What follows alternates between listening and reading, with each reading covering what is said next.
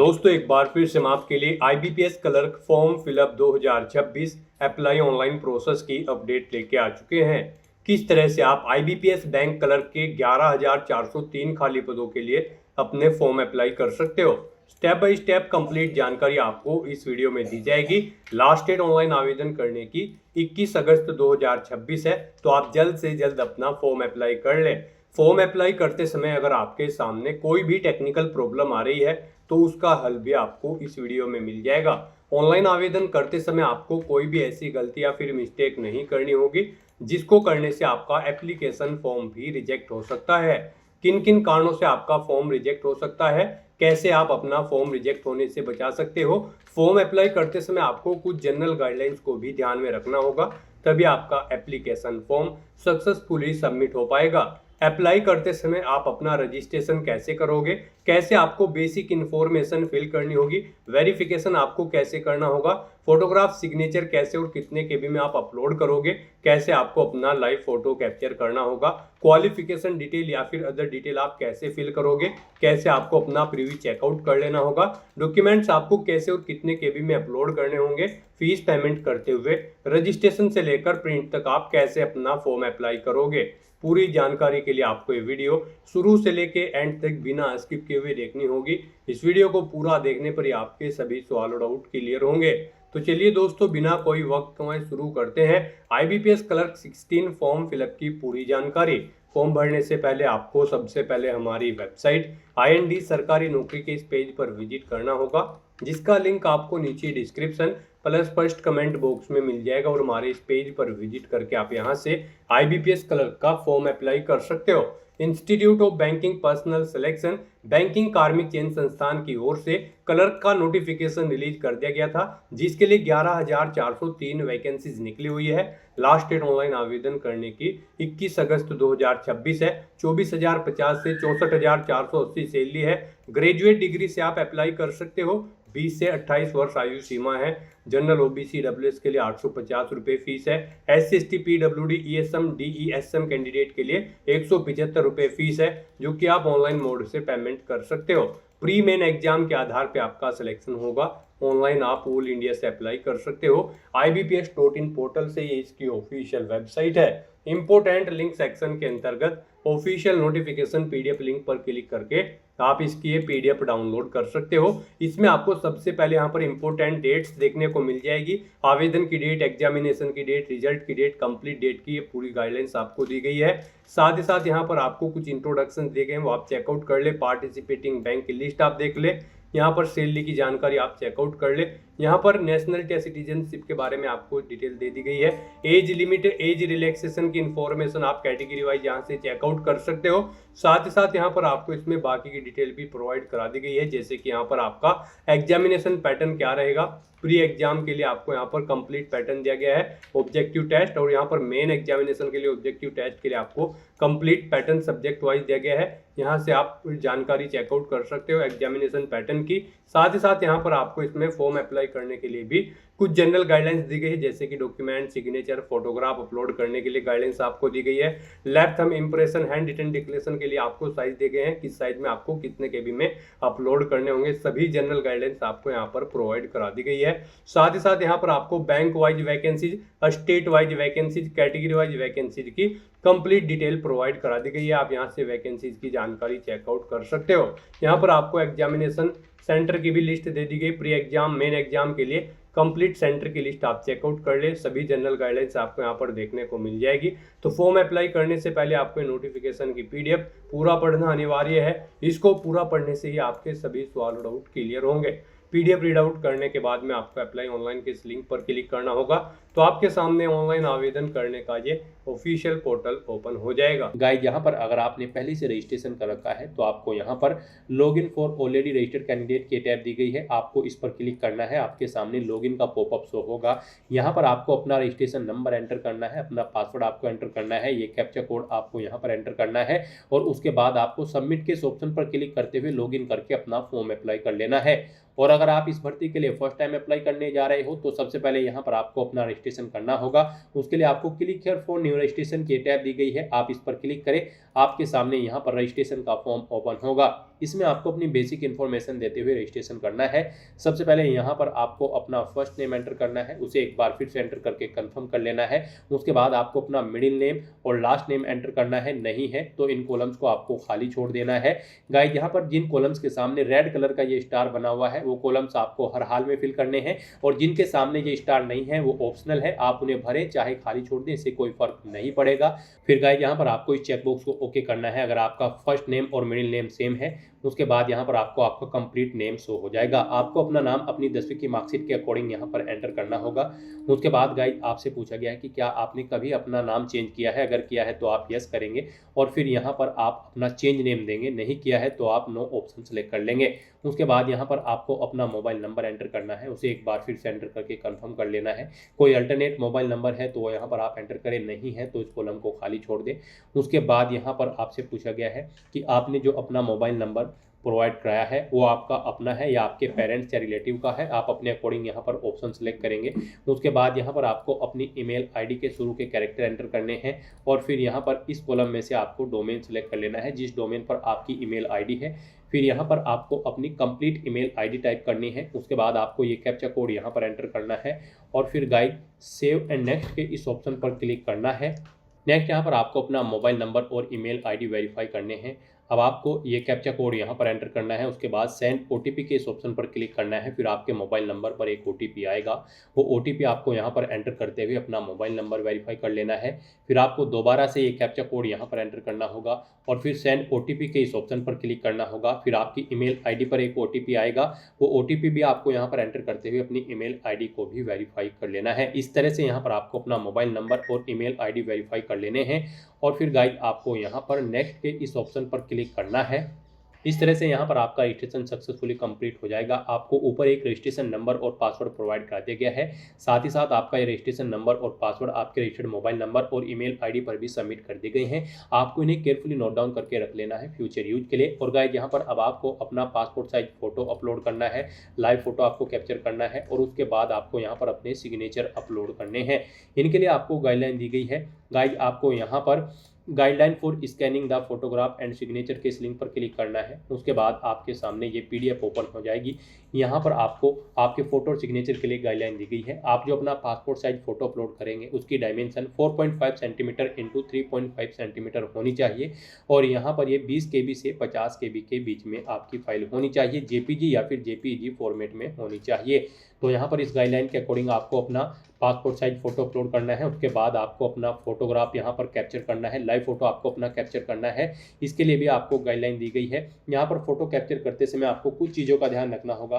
Photo capture करते समय आपको यहाँ पर बिल्कुल सीधा फॉरवर्ड कैमरे की तरफ देखना है, और गाइस यहाँ पर आपका सिंपल प्लेन बैकग्राउंड होना चाहिए उस स्थान पर जहाँ पर आप अपना लाइव फोटो कैप्चर कर रहे हैं। फोटो कैप्चर करते समय आपको अपने चेहरे पर कोई मास्क नहीं लगाना है, यहाँ पर शैडो वगैरह आपके फेस पर नहीं पड़ना चाहिए। फोटो कैप्चर करते समय कानों में ईयरफोन्स वगैरह भी आपको नहीं लगाने हैं। तो इन गाइडलाइंस को आपको ध्यान में रखते हुए अपना लाइव फोटो कैप्चर करना है। यहाँ पर फोटो कैप्चर करने के लिए आपको गाइडलाइन भी दी गई है। आप फोटो गाइडलाइन के इस ऑप्शन पर क्लिक करेंगे, यहाँ से आप चेकआउट कर सकते हो। इन फॉर्मेट में यहाँ पर आपके फोटो एक्सेप्टेबल नहीं होंगे, और यहाँ पर हम आपको बता दें कि किस फॉर्मेट में आपका फोटो एक्सेप्टेबल होगा। यहाँ पर आप चेकआउट कर सकते हो, इस फॉर्मेट में आपका फोटो यहाँ पर एक्सेप्टेबल रहेगा। इन चीज़ों का ध्यान रखते हुए यहाँ पर आपको अपना लाइव फोटो कैप्चर कर लेना है। उसके बाद यहाँ पर आपको अपने सिग्नेचर अपलोड करने हैं। सिग्नेचर अपलोड करने के लिए भी आपको गाइडलाइन दी गई है। आपकी सिग्नेचर की डायमेंशन 140 × 60 पिक्सल होनी चाहिए। 10 KB से 20 KB के बीच में आपकी सिग्नेचर की फाइल का साइज होना चाहिए। कैपिटल लेटर्स में आपके सिग्नेचर नहीं होने चाहिए। आपको एक व्हाइट पेपर पर ब्लैक इंक पेन से यहाँ पर अपने सिग्नेचर करने हैं, और फिर उन्हें यहाँ पर आपको अपलोड करना है। तो यहाँ पर आपको अपना पासपोर्ट साइज फोटो अपलोड करने के लिए ब्राउज के ऑप्शन पर क्लिक करना है, फाइल को सिलेक्ट कर लेना है और अपना पासपोर्ट साइज फोटो यहाँ पर आपको अपलोड कर देना है। उसके बाद आपको इस चेकबॉक्स को ओके करना है। फिर गाइस यहाँ पर आपको अपना लाइव फोटो कैप्चर करना है। फोटो कैप्चर करने के लिए आपके पास दो ऑप्शन है। आप यहाँ पर अपने वेब कैमरा के थ्रू अपना फोटो कैप्चर कर सकते हैं। आप कैप्चर फोटो के इस ऑप्शन पर क्लिक करेंगे और आपके कंप्यूटर में जो वेब कैमरा है उसके थ्रू आप अपना लाइव फोटो यहाँ पर कैप्चर कर लेंगे। और अगर आपके कंप्यूटर में वेब कैमरा नहीं है फिर आप मोबाइल फोन के थ्रू भी अपना फोटो कैप्चर कर सकते हैं। उसके लिए आप क्लिक हियर टू स्कैन के ऑप्शन पर क्लिक करें। ये QR कोड आपको शो होगा, आप इसे अपने मोबाइल से स्कैन करें। आपके मोबाइल में जो भी QR कोड स्कैनर की ऐप है उसके थ्रू आप इसे स्कैन करें। आपके मोबाइल पर एक लिंक जाएगा जिस पर क्लिक करते हुए यहाँ पर आपको अपने मोबाइल फ़ोन के थ्रू अपना लाइव फोटो कैप्चर कर लेना है। उसके बाद आपको इस चेकबॉक्स को ओके करना है। फिर आपको यहाँ पर अपने सिग्नेचर अपलोड करने हैं। सिग्नेचर अपलोड करने के लिए भी आपको ब्राउज के इस ऑप्शन पर क्लिक करना है, फाइल को सिलेक्ट कर लेना है और अपने सिग्नेचर यहाँ पर आपको अपलोड कर देने हैं। गाइस यहाँ पर अगर आपके फोटो या सिग्नेचर दी गई गाइडलाइंस के अकॉर्डिंग नहीं है, उनका साइज कम या ज़्यादा है, तो आपको गूगल पर जाना है, इमेज रिसाइजर टाइप करना है, मल्टीपल ऑनलाइन वेबसाइट ओपन हो जाएंगी। कोई भी वेबसाइट आप ओपन करें उसमें आप अपने जिस भी डॉक्यूमेंट का साइज दी गई गाइडलाइन के अकॉर्डिंग सेट करना चाहते हैं उसे अपलोड करें, उसका साइज वहां पर सेट करें और वहां से डाउनलोड करके फिर यहाँ पर आप अपलोड कर दें। इस तरह से अपना फोटो और सिग्नेचर अपलोड करने के बाद फिर आपको इस चेकबॉक्स को भी ओके करना होगा और उसके बाद गाइस नेक्स्ट के इस ऑप्शन पर क्लिक करना होगा। नेक्स्ट आपके सामने कुछ इस तरह से इंटरफेस ओपन होगा। अब यहाँ पर आपका फॉर्म स्टार्ट हो चुका है। आपको अपनी डिटेल्स प्रोवाइड करते हुए अपना फॉर्म फिल करना है। सबसे पहले यहाँ पर आपको अपनी कैटेगरी सिलेक्ट करनी है, आप जिस कैटेगरी से बिलोंग करते हैं। उसके बाद यहाँ पर आपसे पूछा गया है आपकी डिसेबिलिटी की डिटेल। आप यहाँ पर PWBD कैंडिडेट हैं और आपकी डिसेबिलिटी 40% से अबव है तो आप येस करेंगे और अपनी डिसेबिलिटी का टाइप यहाँ पर सिलेक्ट करते हुए उसकी डिटेल आप यहाँ पर प्रोवाइड कराएंगे। गाइड अगर आप यहाँ पर PWBD कैंडिडेट नहीं है और आपकी डिसेबिलिटी 40% से अबव नहीं है तो आप सिंपली नो ऑप्शन सेलेक्ट करेंगे। फिर यहाँ पर आपको ये अपनी डिसेबिलिटी की डिटेल देनी नहीं होगी, इसे आपको डिसेबल कर दिया जाएगा। उसके बाद यहाँ पर आपसे पूछा गया है कि क्या आप person with specified disability cover करना चाहते हैं under the definition of section 2(a) के। अगर चाहते हैं तो यस करेंगे और फिर यहाँ पर आप डिटेल देंगे, नहीं चाहते हैं तो आप नो ऑप्शन सेलेक्ट कर लेंगे। यहाँ पर ये आपकी डिसेबिलिटी की डिटेल आपको देनी होगी। अगर आप डिसेबल्ड कैंडिडेट हैं, नहीं है तो फिर आपको ये ऑप्शन यहाँ पर डिसेबल्ड कर दिए जाएंगे, इनमें आपको कुछ भी सिलेक्ट करने के लिए चॉइस नहीं मिलेगी। उसके बाद यहाँ पर आपसे पूछा गया है आपका कि क्या आप रिलीजियस माइनॉरिटी कम्युनिटी के अंतर्गत आते हैं। अगर आते हैं तो यस करेंगे, नहीं तो नो ऑप्शन आप सिलेक्ट करेंगे। फिर यहाँ पर आपको अपना रिलीजन सिलेक्ट कर लेना है। उसके बाद यहाँ पर आपसे पूछा गया है कि क्या आपको यहाँ पर कोई वर्क एक्सपीरियंस है किसी गवर्नमेंट या फिर पब्लिक सेक्टर कंपनी में। अगर है तो आप यस करेंगे और फिर यहाँ पर नहीं है तो आप नो ऑप्शन सिलेक्ट कर लेंगे। फिर यहाँ पर आपसे पूछा गया है कि क्या आप EX सर्विसमैन कैंडिडेट हैं। अगर हैं तो आप यस करेंगे और यहाँ पर अपनी सर्विस की डिटेल देंगे। मंथ में आप एंटर करेंगे कितने मंथ का आपको यहाँ पर एक्सपीरियंस है और फिर यहाँ पर अगर आप रिलीफ ले चुके हैं डिफेंस सर्विस से तो वो डे मंथ ईयर आप बताएंगे कब आपने रिलीफ लिया है। तो इस तरह से यहाँ पर आपको अपनी सर्विस की डिटेल देनी होगी और अगर आप EX सर्विसमैन नहीं है तो आप सिंपली नो ऑप्शन सेलेक्ट करेंगे, फिर आपको ये डिटेल्स नहीं देनी होंगी। आप यहाँ पर डिसेबल्ड EX सर्विसमैन है तो यस करेंगे और फिर उसकी डिटेल देंगे, नहीं है तो नो ऑप्शन आप सिलेक्ट कर लेंगे। उसके बाद आपसे पूछा गया है कि क्या आप यहाँ पर एज में रिलेक्शन चाहते हैं। अगर आप पीडो या फिर डाइवोर्स वुमेन है या फिर वुमेन है जो जुडिशली सेपरेटेड अलग रहते हैं अपने पति से, तो यहाँ पर आप अगर इलेक्शन चाहते हैं तो यस करेंगे, नहीं चाहते हैं तो नो ऑप्शन सेलेक्ट करेंगे। उसके बाद यहाँ पर आपको IBPS क्लर्क CWE-CRP की डिटेल्स प्रोवाइड करनी है। इससे पहले आप क्लर्क के एग्जाम में कितनी बार पार्टिसिपेट किए हैं। अगर आपने इससे पहले भी IBPS क्लर्क की भर्ती में पार्टिसिपेट किया है तो आप यस करेंगे और फिर यहाँ पर बताएंगे 1 बार 2 बार कितनी बार यहाँ पर आपने पार्टिसिपेट किया है वो यहाँ पर आप एंटर करें।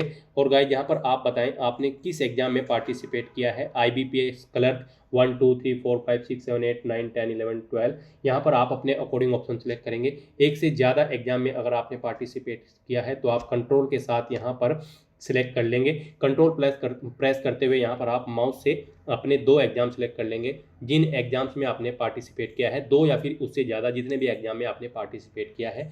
और अगर आपने एक एग्जाम में पार्टिसिपेट किया है तो यहाँ पर आप 1 एंटर करेंगे। एक एग्जाम यहाँ पर सेलेक्ट करेंगे जिसमें आपने पार्टिसिपेट किया होगा।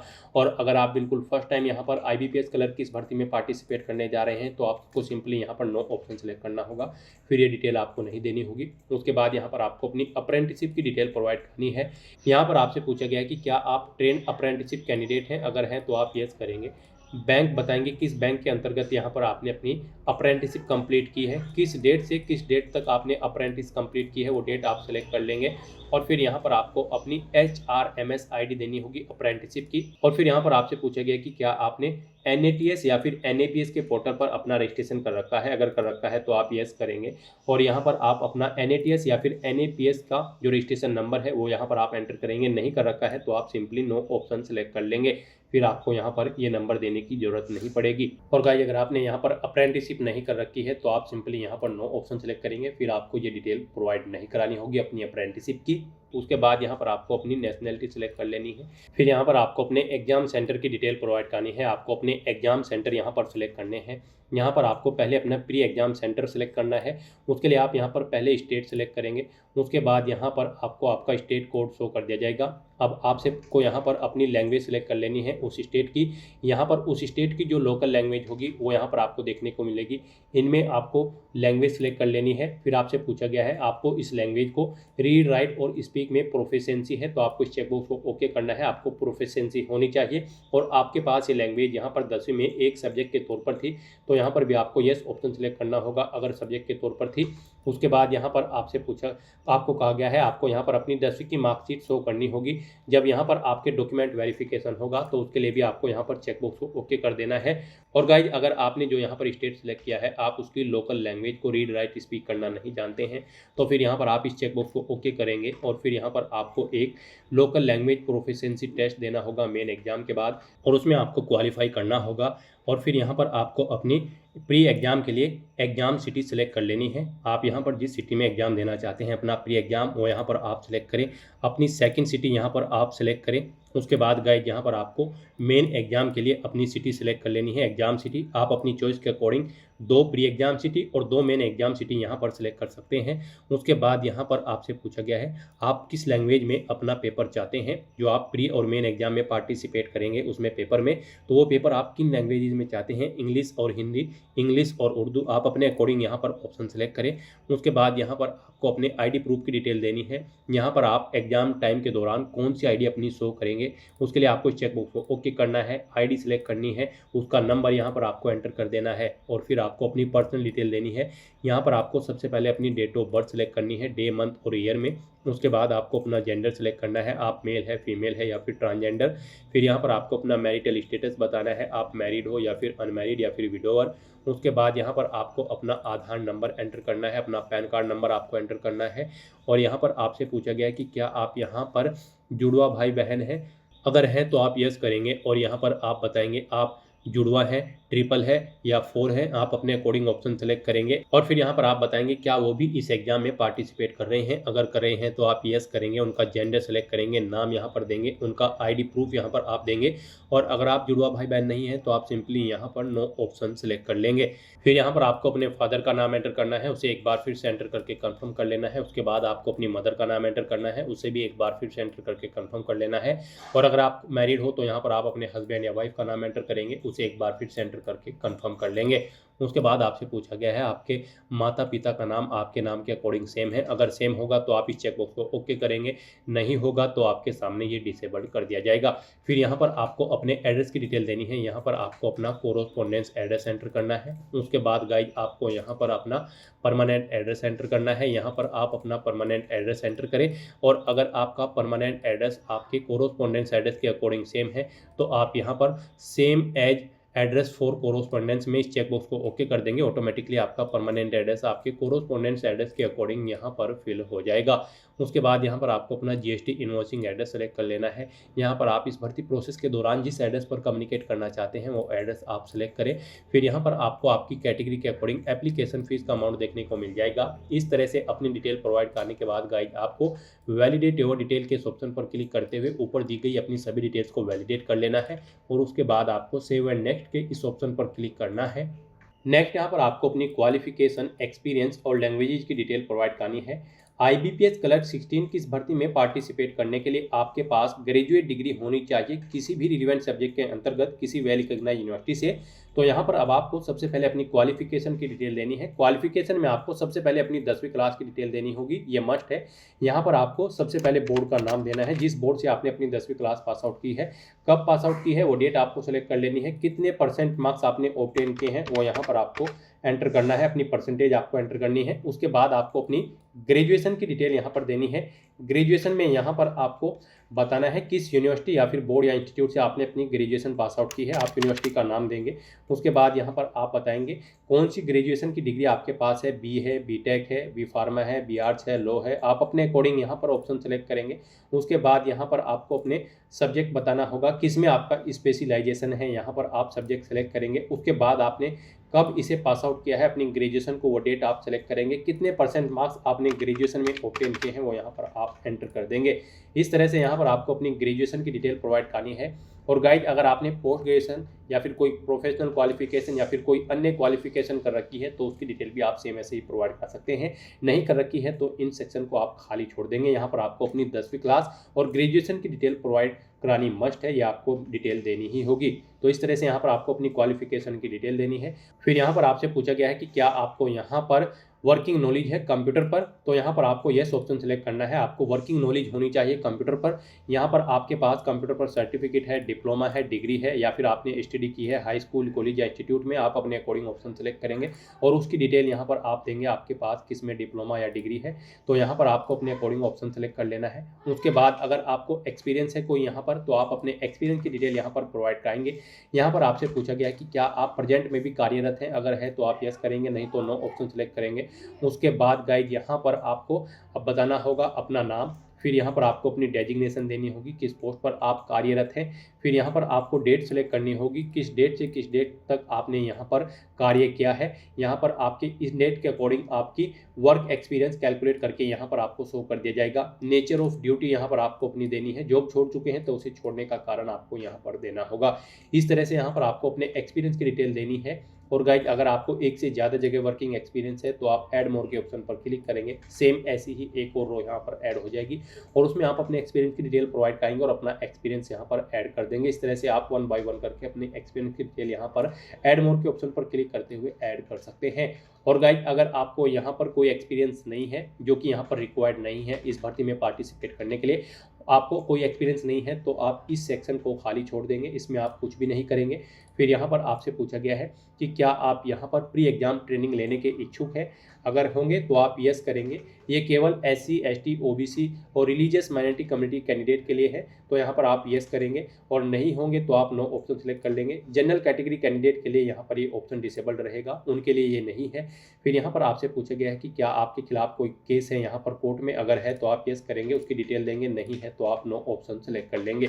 उसके बाद यहाँ पर आपको अपनी लैंग्वेज की डिटेल देनी है। यहाँ पर आपको कम से कम हिंदी लैंग्वेज आनी जरूरी है। इसमें आपको यहाँ पर हिंदी लैंग्वेज में रीड, राइट और स्पीक आना जरूरी है। इन तीनों ऑप्शंस को आप इनेबल कर देंगे। उसके बाद यहाँ पर आप जो भी लैंग्वेज जानते हैं वो यहाँ पर आप सिलेक्ट करें, जैसे कि इंग्लिश अगर आप जानते हैं तो इसमें आप बताएं आप इसे रीड, राइट, स्पीक क्या करना जानते हैं। उसके बाद आप जो भी लैंग्वेज जानते हैं, अगर इनमें वो नहीं है तो आप अदर ऑप्शन सेलेक्ट करेंगे, यहाँ पर लैंग्वेज का नाम टाइप करेंगे और उसकी डिटेल भी यहाँ पर आप प्रोवाइड करा देंगे। इस तरह से यहाँ पर आपको अपनी एक्सपीरियंस, क्वालिफिकेशन और लैंग्वेज की डिटेल प्रोवाइड करनी है। और फिर गाइड, आपको यहाँ पर वैलिडेट योर डिटेल के इस ऑप्शन पर क्लिक करते हुए अपनी डिटेल्स वैलिडेट कर लेनी है, ऊपर जो आपने डिटेल प्रोवाइड कराई है। और उसके बाद आपको सेव एंड नेक्स्ट के इस ऑप्शन पर क्लिक करना है। नेक्स्ट यहाँ पर आपको अपनी बैंक प्रेफरेंस देनी है। यहाँ पर गाइड, अगर आप IBPS क्लर्क 16 का एग्जाम पास आउट कर लेते हैं तो फिर यहाँ पर आप किस बैंक में जॉब करने के लिए इच्छुक हैं, तो यहाँ पर आपको अपनी प्रेफरेंस देनी है। यहाँ पर आप जिस बैंक में फर्स्ट नंबर पर जॉब करना चाहते हैं उसे आप फर्स्ट नंबर पर सिलेक्ट करेंगे। यहाँ पर आपको 1 बाय 1 करके अपनी बैंक प्रेफरेंस देनी है। तो यहाँ पर आपको सभी बैंक्स की लिस्ट दी गई है जिनमें आप इस एग्जाम को पास आउट करने के बाद रिक्रूट होंगे। तो आप यहाँ पर जिस बैंक को जिस नंबर पर प्रेफरेंस देना चाहते हैं उस नंबर पर आप सेलेक्ट कर लें।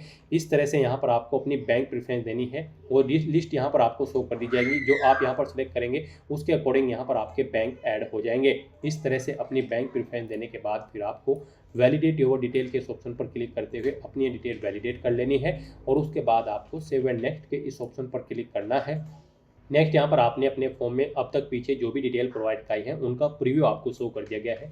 आपको सभी डिटेल्स केयरफुली चेकआउट करनी है। इस पेज को नीचे स्क्रॉल करना है, डिक्लेरेशन सेक्शन में आना है, यहाँ पर आई एग्री के चेकबॉक्स को ओके करना है। उसके बाद आपसे पूछा गया है कि क्या यहाँ पर आपने जो अपना नाम फिल किया है वो एग्जैक्टली सेम है आपकी ID प्रूफ के अकॉर्डिंग। अगर सेम है तो आप यहाँ पर इस चेकबॉक्स को ओके करेंगे और अगर डिफरेंट है तो फिर आप इस सेकंड चेकबॉक्स को ओके करेंगे। इन दोनों में से एक चेकबॉक्स आपको ओके करना होगा।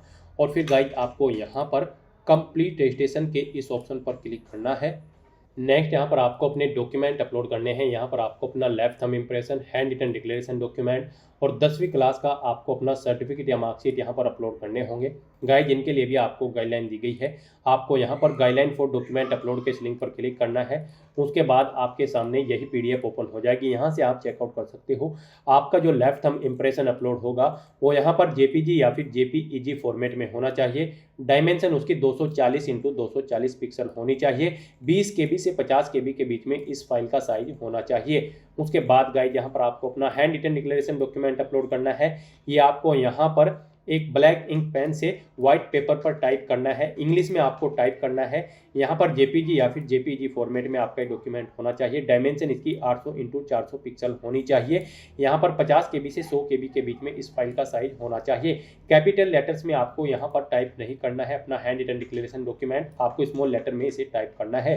उसके बाद यहाँ पर आपको जो अपनी 10वीं की मार्कशीट या फिर सर्टिफिकेट अपलोड करना है वो यहाँ पर आपका PDF फॉर्मेट में होना चाहिए। 500 KB से कम उसका साइज होना चाहिए। तो यहाँ पर इन गाइडलाइंस के अकॉर्डिंग आपको अपने डॉक्यूमेंट्स को अपलोड करना है।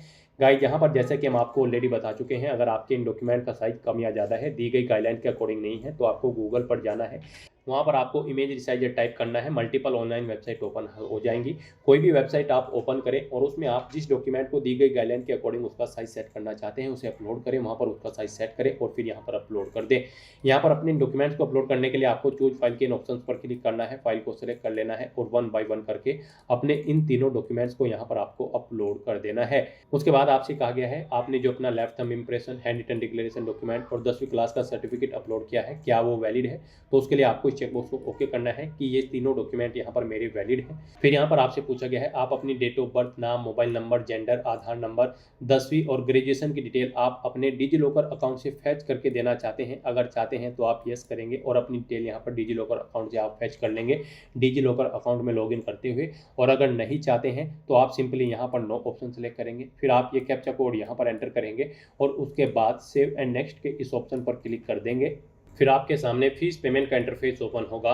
गाइड, यहाँ पर अब आपको अपना फीस पेमेंट करना है। उससे पहले अगर आप अपने फॉर्म का प्रिंट आउट लेना चाहते हैं तो आप एप्लीकेशन प्रिंट के ऑप्शन पर क्लिक करते हुए अपने एप्लीकेशन फॉर्म का एक हार्ड कॉपी या फिर सॉफ्ट कॉपी प्रिंट आउट ले सकते हो।